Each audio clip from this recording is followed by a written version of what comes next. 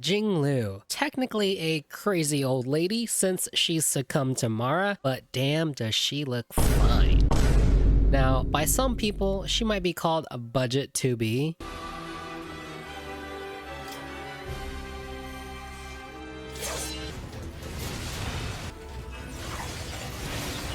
But she's definitely unique in her own way by how she increases her damage output. She's a destruction character that increases her attack massively by consuming the HP of her own teammates. And afterwards, she's able to dish out crazy amounts of damage. She has tons of crit baked into her kit, and she also has a pretty good voice actor. You have courage. Everything revolves around Jingliu's talent because her skill and ultimate are actually quite vanilla and simple. So let's break down her kit, starting with her talent. Jingliu's entire playstyle revolves around stacks of Synergy. Whenever she has 2 stacks of Synergy, she enters a special state called the Spectral Transmigration state. When she enters this state, her action gets advanced forward by 100% and her crit rate increases by 50%. Now, advancing an action forward by 100% is basically like another turn, but it's not the same exact mechanic as extra turn. Extra turn definitely has a lot of good benefits, such as not getting rid of any buff turns. However, when it comes to action advancement, if she does have any buffs or anything like that, it will take a turn off those buffs. That's one of the main differences between having your action advance forward by 100 and just getting an extra turn like Sela. Now, once she enters her enhanced state, she can only use an enhanced skill as well. The enhanced skill gets stronger and also becomes a blast attack.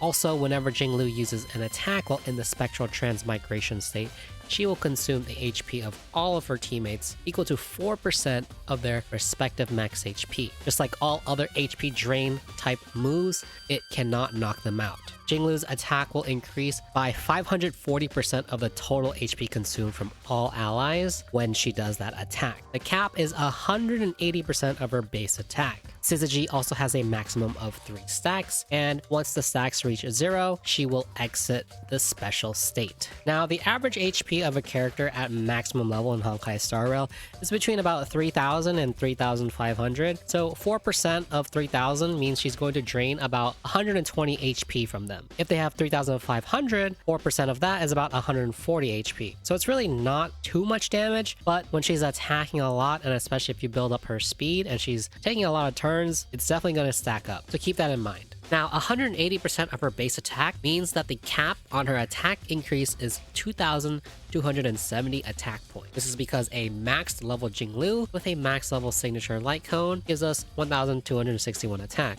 Multiply that by 180% and you arrive at 2,270. And in order to reach this maximum, the HP needed across all 3 teammates needs to be 10,509 HP. To arrive at this number, you take the cap on the attack increase, divide it by 540%, which is 5.4, and then divide that result by 4%. This has several implications. If your support characters aren't as built and they don't have the maximum HP required to hit her maximum cap on her attack bonus, Jingliu's DPS definitely is going to go down. So keep in mind, try to hit that total of 10,500 HP across your other 3 teammates. This also means if a party member goes down, her attack increase will also go down, resulting in less damage. She also has 2 traces that are tied to her Spectral Transmigration state, and the first one is that her effect res increases by 35%, and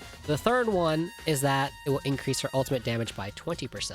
This encourages to use your ultimate when you are in the Spectral Transmigration state. However, sometimes you might not be able to take advantage of this trace because at the end of the day, your number 1 goal is to get into the state, and her ultimate does give you a stack of Synergy. Let's go ahead and move on to her skill and her ultimate. And since I just mentioned her ultimate, let's go ahead and start with that and then move on to her skill. Her ultimate is a massive high cost 140 energy that is a blast ice attack with massive scaling. At level 10, she's dealing 300% of her attack to a single enemy and 150% to adjacent enemies. So the splash damage is about half the damage. She will gain 1 stack of Synergy after the attack ends. It's important to note that it's not before the attack, so you don't enter enter the spectral transmigration state before the ultimate goes off. So to take advantage of that trace that I just mentioned, you have to already be in the state to pop the ult in order to get the extra 20% damage bonus. But nonetheless, this is one way to get a stack of Synergy or to get into that special state.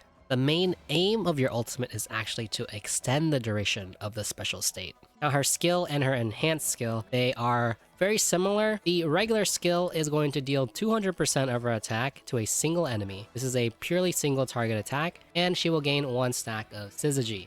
The energy generation on the normal skill is also a bit abnormal, regenerating only 20 energy as if it were a basic attack. So basically, when the fight begins, your primary objective is to gain at least 2 stacks of Synergy. And then her enhanced skill becomes a blast attack. The damage on this increases by about 50%, so 250% to a single enemy and 125% half damage to adjacent enemies. It's going to consume 1 stack of Synergy and not consume any skill points. This makes Jingliu somewhat skill point efficient, but not exactly skill point positive. At the end of the day, she is skill point negative because she has to use her skills in order to get into the state, but once she's in the state, she doesn't consume as many skill points. So very similar to Blade in that sense, who is a efficient skill point user, but is not necessarily skill point positive. Every single one of her moves besides her basic attack also deals the same amount of weakness break and is the same for most destruction characters. It's 60 points of weakness break. Once Jingliu is able to get into her special state, she is going to start dealing an insane amount of damage. Her crit rate increases massively, so you pretty much only have to worry about crit damage in your build. So you're basically going to try to build a whole bunch. Her technique helps her get into the special state even faster, and the last trace that I didn't mention also assists in getting into that state faster. Whenever you use her regular skill, non-enhanced skill, her action gets advanced forward by 10%. So she's actually quite speedy, even without the need for speed boots. However, this doesn't mean that you shouldn't build speed boots. Speed boots is probably still going to be a pretty good idea. We'll talk more about builds later on. And then going back to the technique, she is going to create a dimension around herself that lasts for 20 seconds, and then all enemies in the dimension will become frozen. When she enters combat, she immediately regenerates 15 energy, which helps with that really high energy cost, and she immediately obtains 1 stack of Synergy. The freeze chance is a 100% base chance and will last for 1 turn, and they will also take additional damage equal to a portion of Jingliu's attack at the start of the turn. The extra energy and the extra stack of Synergy massively increases the speed in which we can enter the special state. At this point, it only takes 1 skill in order to enter the special state. That's really good, and she can immediately start dishing out crazy amounts of damage. Now let's talk really quickly about relic builds. The relic sets that you want to aim for is the ice set, the Hunter of Glacial Forest, which will increase your ice damage by 10%, and then after they use their ultimate, their crit damage increases by 25% for 2 turns. There are some caveats to this. The 2-turn crit damage increase cannot be maintained for a 100% uptime due to her high energy cost, but ice damage is pretty good and crit damage is pretty good for her since she has tons of crit rate already baked into her kit. Also note that the crit damage increases after the ultimate is used. So the damage from the ult does not actually get the 25% extra crit damage. Also, the 2 turns on the buff is a little bit too short since her ult is a pretty high cost ultimate, and so it's not really going to be able to take advantage of that extra crit damage. The next set, which you might not actually expect, is the Quantum set.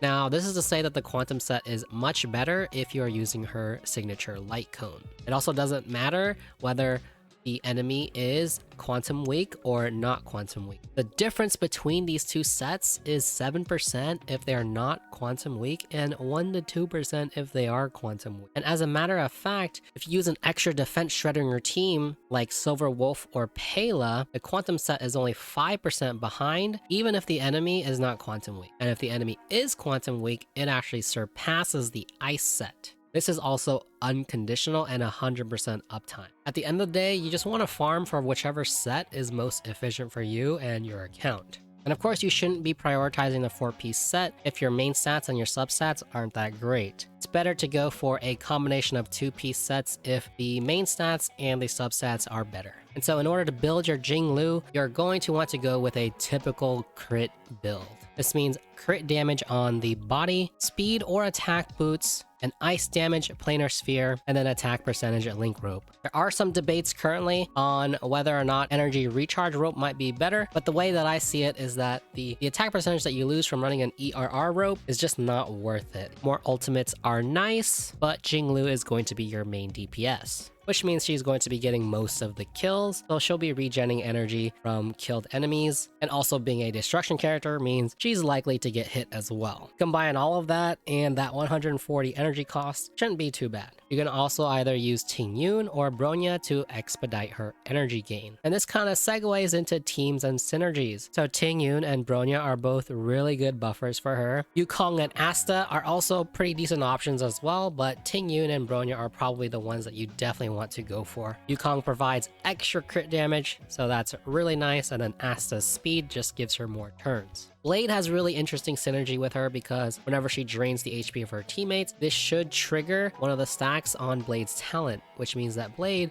can activate his talent more often, and that leads to more damage. In terms of debuffers, we definitely want to go with a defense shredder like Pela or Silverwolf. If you're going for that signature Lightcone, that defense shred is going to compound and definitely deal a lot of damage. And since she drains HP, you'll probably want to stay away from preservation sustain units like March and Gepard, and instead use abundance characters to heal up the chip damage that she's dealing to her own teammates. And then a really quick rundown on Lightcones. There are just way too many Lightcones that give attack percent bonus, which is a much less valuable than damage percentage for Jingliu. So this means in terms of 4 stars, Secret Vow is one of your best choice because it gives an unconditional 20% at S1. And even better at S5 when it gives a flat unconditional 40%. The other Lightcones give attack percentage, and they just aren't really that great. The next best 4-star Lightcone for her is probably Wolf Walk Time. The only requirement that you need for this is that you need to burn or bleed the enemies before Jingliu attacks them. This means that your team must be set up correctly if you want to use this Lightcone. You have to use a character like Asta or Luca in order to apply those debuffs. If you have to rely on weakness break in order to apply those debuffs, it's just not worth it. With that said, Luca doesn't really have too many synergies with Jingliu, so Asta is probably the most applicable character to apply burn to enemies. This Lightcone is also easily superimposed to S5. Then in terms of 5-star Lightcones that are easily obtainable and not on any kind of limited banners are the Herda Shop Lightcone and Clara's Lightcone. On the Fall of an Eon is a really great free-to-play option, and then Clara's Lightcone is also great if you happen to pull it. Both are conditional in their own ways. For Clara's Lightcone, you have to get a kill or get hit, and if we're on the Fall of an Eon, you need to apply a weakness break. Alright, and now let's go through some preliminary calculations I did for my Jingliu. Let's go through her build really quickly. Her attack is going to reach 4,667 after she enhances herself with talent. This means that she reaches her maximum attack cap by consuming enough HP from her teammates. She's level 80 as well as her Lightcone is maxed out with her signature Lightcone. And in terms of crit damage, she has 247 because of a crit damage body, 50% from substats and relics, and you can definitely do a lot better than this. 37.3 from traces, minor traces, 25% from the Glacial Forest relic set, and 20% from the Lightcone. Her feat is probably going to be speed, so I'm not running any attack percent. It's not listed here because it's not going to affect our damage numbers. Planar sphere, ice damage, 38.8%, link rope attack percentage, a little bit of attack percent substats, only 15%, so nothing too crazy. She's also using Rudolent Arena, so that means her skills will get boosted by 20%. We also currently have no buffs on her, so damage potential definitely higher. We take a look at her damage. Her enhanced skill deals 40,868. Basically 41,000, and the adjacent damage is 50% of that, or about 20,500. This means that if there are 3 enemies on the field, we're hitting about 80,000 damage. That's pretty solid, also without the need to consume any skill points. Just enough to get into the spectral transmigration state. This is also 80,000 damage per turn, without any buffs or any debuffs as well. Now, if we were to add some debuffs, like I mentioned in the video, a defense shredder. Let's say that we have either Palo or Silver Wolf who can easily achieve 40 defense shred or even more, but I'm going to use 40 for this example, and you can see that our damage increases by quite a bit. It now jumps up to 51,912, pretty much 52k, and then the adjacent damage is 25,956, basically 26k. This is a little bit over 100k damage if there are 3 enemies on the field. That's pretty solid damage, and my hot take is that this is pretty on par to Imbibitor Lune. Now, it's been a long time since I looked at my Imbibitor Lune calcs, and I can't guarantee that the crit values between those two builds were exactly the same, but this damage is looking pretty solid to me. I think Jingliu is going to be a really good character, and also being of the ice type means that if she weakness breaks enemies, she's going to be delaying their turns, and delaying turns in general is just really good.